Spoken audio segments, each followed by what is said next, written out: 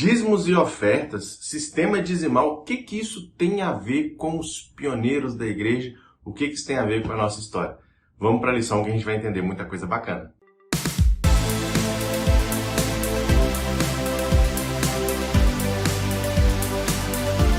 E aí, meus saleiros e minhas luminárias, tudo certinho com vocês? Estamos aqui para estudo da lição e eu quero agradecer imensamente você que tem assistido os nossos vídeos, você que tem compartilhado, a galera que está se inscrevendo.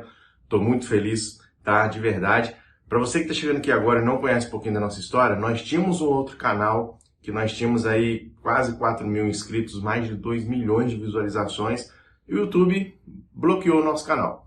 Bloqueou porque aqui a gente só apresenta coisa de Deus, né? Aí não ficaram satisfeitos, foram lá e bloquearam. Aí nós fizemos um novo canal e você está fazendo parte aqui e eu te agradeço de todo o coração. Continue compartilhando a lição, continue aqui nos comentários com a gente também, beleza? Se inscreve, tá joia? Vamos para a nossa lição então? Estamos aí na 7ª lição. E o título da nossa lição é o Sistema de Dízimos. O nosso texto-chave para a semana toda está lá em Malaquias 3, dos versos 1 até o 10. Vamos dar uma olhada na nossa tirinha? Acompanha comigo aí. Nós temos um grupo de jovens batendo um papo e um deles faz um levantamento aí. Ele fala o seguinte: prefiro destinar meus dízimos aí, os 10%, para as pessoas mais carentes. Então o outro já fala, mas isso não é algo que deve ser feito além dos dízimos? Aí vem mais um aqui, ó. Que legal. E você tem algum projeto oficial ou é só de vez em quando? Você pode olhar que no meio tem um que está quietinho. Olha para um, olha para outro. E aí vem o rapaz, né, que começou lá com a conversa falando o seguinte: ei, você aí, falando para o rapaz que está parado, né? O que você acha disso? Não vai dar a sua opinião? Aí o rapaz dá uma opinião aqui profunda, filosófica. Uma coisa é uma coisa, outra coisa é outra coisa. O levantamento desses jovens aí é interessante. Muita gente pensa assim, eu não vou devolver meu dízimo. Não vou devolver não, eu vou ajudar aqui com cesta básica, eu vou ajudar as pessoas mais carentes, porque eu não vou colocar meu dízimo lá na mão de pastores, na mão de homens, não. E aí o menino até fala, né, mas para fazer esse tipo de trabalho deveria ser uma coisa separada, as ofertas são para isso. E o outrozinho tá lá, como você viu, nem fala nada, olha para um lado, olha para o outro. E quando ele fala uma coisa é uma coisa, outra coisa é outra coisa, a nossa igreja, ela separa muito bem isso à luz da Bíblia. E começou com os nossos pioneiros. Para a gente entender melhor o contexto da tirinha, a gente tem que estudar a lição durante toda a semana. E vamos já começar aqui com o domingo, que tem como título o combustível da expansão. No início da igreja, os nossos líderes, eles sustentavam, né, as viagens, as pregações ali, a vida deles no ministério com trabalhos paralelos. Por exemplo, Ellen White e Tiago, eles eram muito pobres quando se casaram, quando entenderam essa mensagem, quando começaram a pregar essa mensagem. E Tiago, ele trabalhava e tudo que ele conseguia, ele separava um pouquinho ali para sua família e também colocava dentro da obra. Tiago White fez vários trabalhos, assim como colocar trilhos de trem, cortar grama, mexer o feno. E ele ganhava muito pouco naquela época. E aquilo que ele ganhava, ele separava um pouquinho para a família e colocava também na missão. Por exemplo, quando começaram ali as publicações, Uri Smith tinha um trabalho muito rentável. Ele abandonou o trabalho dele para poder ajudar Tiago de uma maneira ali praticamente voluntária. Muitos não tinham recurso nenhum, na verdade ninguém tinha recurso. J.N. Andrews e John Logbore, por exemplo, eles viajaram com suas famílias para poder pregar o evangelho numa cidadezinha de Ohio e a situação foi ficando difícil. O que eles fizeram? Eles pararam de pregar o evangelho e começaram a trabalhar para poder sustentar a sua família. E um belo dia eles recebem a visita de Ellen e de Tiago. E aí conversam bastante com eles ali, eles fizeram uma análise e falaram, não, a gente tem que voltar a pregar. Temos que confiar no Senhor. Era muito difícil para os ministros daquela época, né, manter o evangelho ali sendo pregado sem um sistema de apoio financeiro. Só em 1859, com um sistema que eles colocaram ali de beneficência sistemática, que começou a melhorar, que começou a ajudar. Mas como funcionava isso? As pessoas faziam doações semanais e não era necessariamente os 10%. Ainda não tinha uma luz em cima do dízimo bíblico. Mas nós sabemos que conforme a igreja foi crescendo, foi avançando, o tempo foi passando, nós temos aí o sistema de dízimo que sustenta os nossos ministros e sustenta o ministério da pregação do evangelho. Isso expandiu a igreja e faz uma grande diferença. Três pessoas foram muito importantes para desenvolver ali a benevolência sistemática: Tiago White, J.N. Andrew e Frisbee. Eles estudaram alguns textos bíblicos e a partir disso eles colocaram, para as pessoas: olha, os homens podem doar semanalmente de tanto a tantos centavos, as mulheres de tanto a tantos centavos, aqueles que tinham grandes propriedades, a partir do valor da sua propriedade você pode doar tantos centavos. Lembrando que o dólar naquela época, 1 centavo, 2 centavos de dólar, era muita coisa, Não tinha inflação que a gente conhece hoje. E então isso começou a chegar e foi ajudando muito na pregação do evangelho daquela época. E Tiago, ele colocou esse plano na Review in Herald e muitas pessoas ali ao ler entenderam e começaram a ajudar com essas doações. Mas quase 2 décadas depois, em 1876, Ken Wright, um outro editor da igreja, ele estudou e ele encontrou dentro da Bíblia o dízimo e colocou na Review in Herald. Ele mostrando que a verdadeira doação deveria ser os 10% conforme a Bíblia mostra. Inclusive ele coloca ali Abraão, lá no Gênesis. E a igreja fez uma reunião ali, a associação, viu que era bíblico, que estava dentro do sistema, tudo certinho, então eles colocam isso. Mas eles tinham que explicar, então pegaram a revista lá, uma coluna da revista para poder explicar.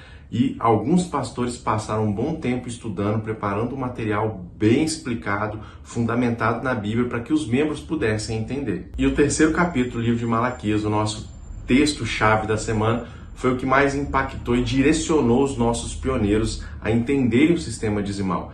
E aquelas decisões lá do passado impactam até hoje a gente. Por quê? Nós temos os nossos pastores em tempo integral. Filhão, o pastor é 24 horas para a igreja, você tem noção disso? Você vê que o pastor não tem hora para poder fazer visita, funeral, várias coisas. Sábado, domingo, o pastor está ali junto com a sua turma. Outra coisa, enviar missionários para o mundo inteiro. A nossa mensagem tem se expandido graças a você que é um ofertante e um dizimista fiel. Geralmente falar sobre dízimo e oferta é algo bem polêmico, causa mal-estar em algumas pessoas, mas o dízimo, ele é uma dádiva de Deus, é algo que Deus preparou, mas como sempre o diabo vai lá, mete o dedo e as pessoas começam a distorcer. Dízimo é sagrado e isso vem lá de Abraão, começou com Abraão. Você vai lá em Gênesis e vai ver que Abraão devolveu ali uma porcentagem, 10% das suas rendas para Melquisedeque, que era um sacerdote. E aí nós temos Malaquias, que ele escreve diretamente para os israelitas, falando sobre dízimo. E ele aqui, no texto, ele ainda fala o seguinte, que as pessoas estão roubando a Deus. Olha quão forte é isso. O dízimo é de Deus. Quando nós não o devolvemos, a gente fala assim, eu vou pagar. O dízimo vai pagar o quê, meu filho? Você vai devolver. Porque Deus te deu 100% para você e fala o seguinte: filhão, agora é o seguinte, você tem 100% do seu salário aí, 10% você vai dar para mim para a gente poder pregar o evangelho. Então você vai devolver para Deus, você não vai pagar nada, entendeu? Vira crente, hein? Pelo amor de Deus, faz esse negócio de pagar dízimo não. Lá em Malaquias 3,9 fala que roubar a Deus resulta em maldição. Então depois fala lá também que se você devolve o dízimo direitinho, você vai ter bênçãos em cima de bênçãos. Aí é nisso daí que muita gente entra na teologia da prosperidade. Devolve o dízimo que você vai ficar rico. Deus nunca falou isso. Ele vai te dar bênçãos. Qual a bênção? Você tem saúde para trabalhar, você tem ali o seu sustento para cuidar da sua casa. Tem esse negócio de falar um caixa eletrônico, não, vou devolver para Deus, Deus vai me dar mais ainda. Não existe nada disso dentro da Bíblia, entendeu? Vou colocar você para pensar numa coisa aqui.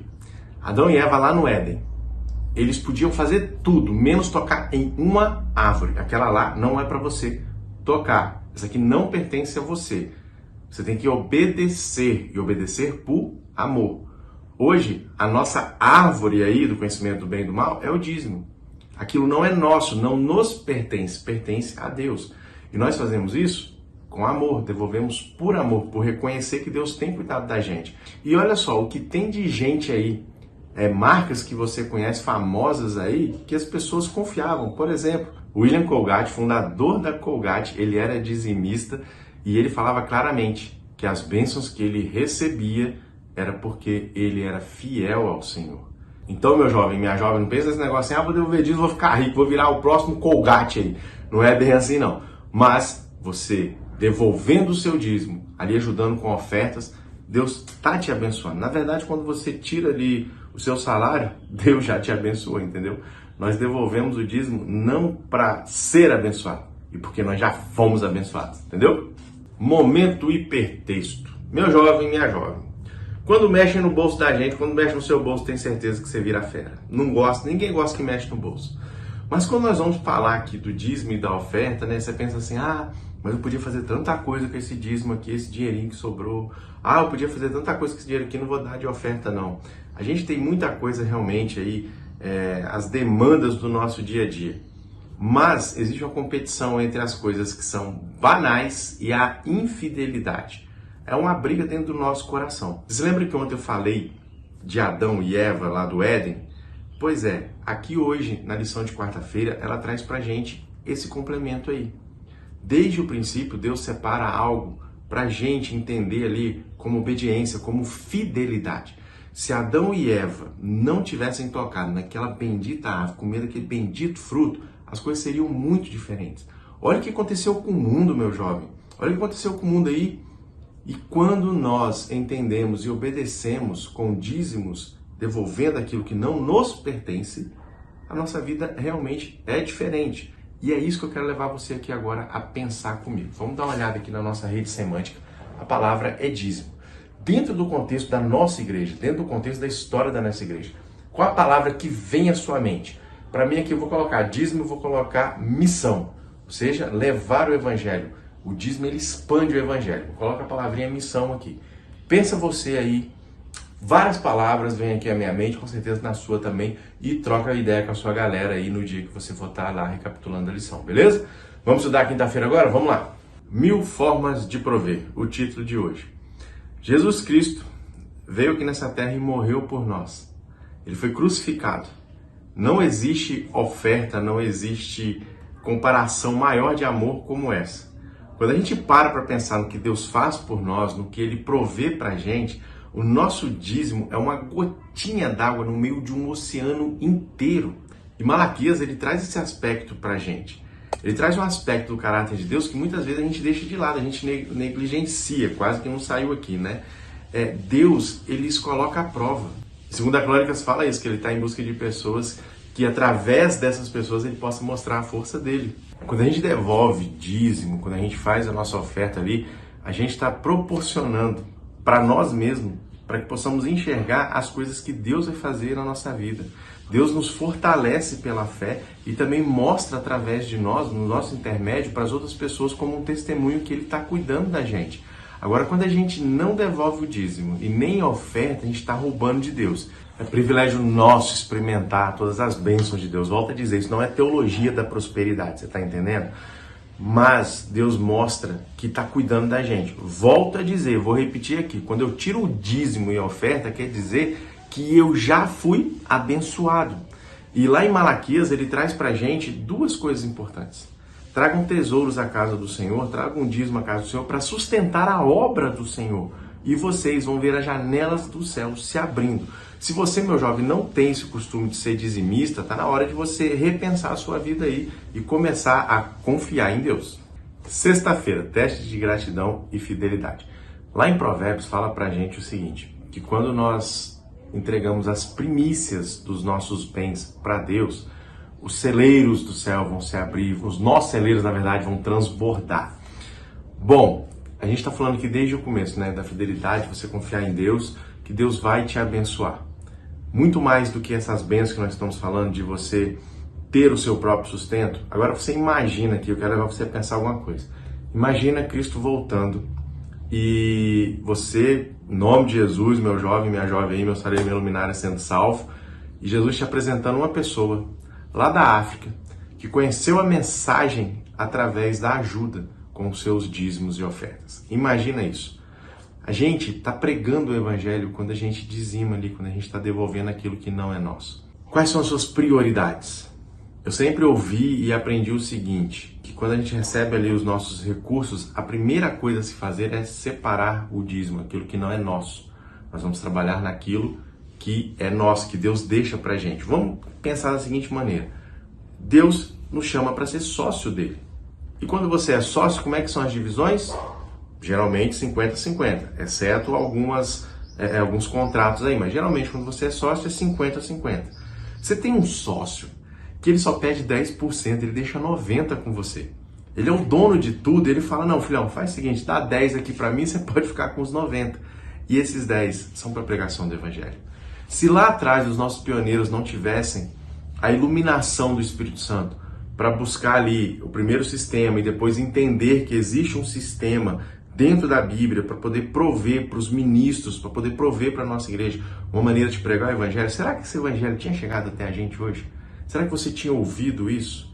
E a gente tem uma coisa que é diferencial.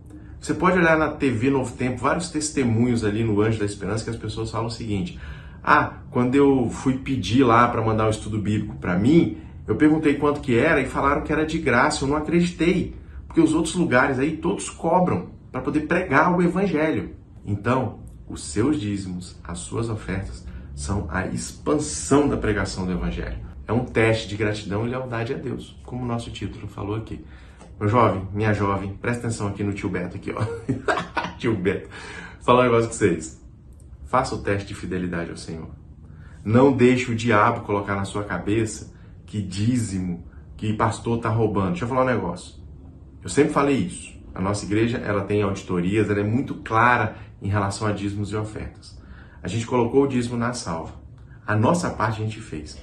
Passou dali, aqueles que mexerem nesse sagrado dinheiro vão pagar com maldições, como diz lá em Malaquias 3. Tá joia?